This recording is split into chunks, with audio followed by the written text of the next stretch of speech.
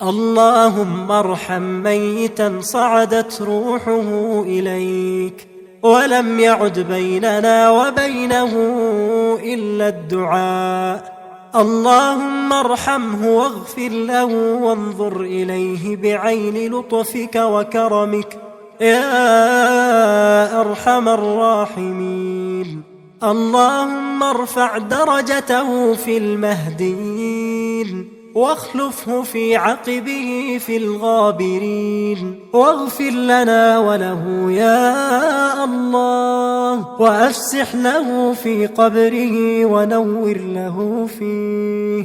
اللهم أبدله دارا خيرا من داره وأهلا خيرا من أهله، وأدخله الجنة وأعذه من عذاب القبر ومن عذاب النار.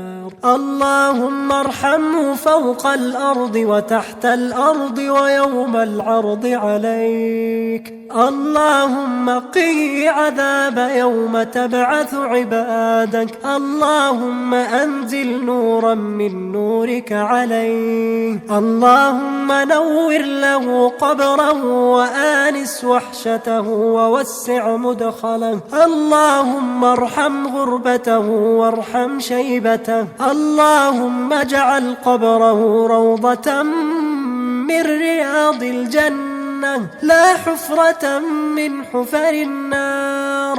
اللهم انقله من ضيق اللحود ومن مراتع الدود إلى جناتك جنات الخلود. اللهم إن المتوفى عبدك ابن عبدك يحتاج إلى رحمتك وأنت غني عن عذابه فارحمه برحمتك يا أرحم الراحمين. اللهم إن كان المتوفى من المحسنين فزد في حسناته، وإن كان من المقصرين فإنه عبد من عبادك قد قدم إليك وأنت أرحم الراحمين. اللهم أدخله الجنة من غير حساب. اللهم آنسه في وحدته وفي وحشته وفي غربته. اللهم أنزله منزلا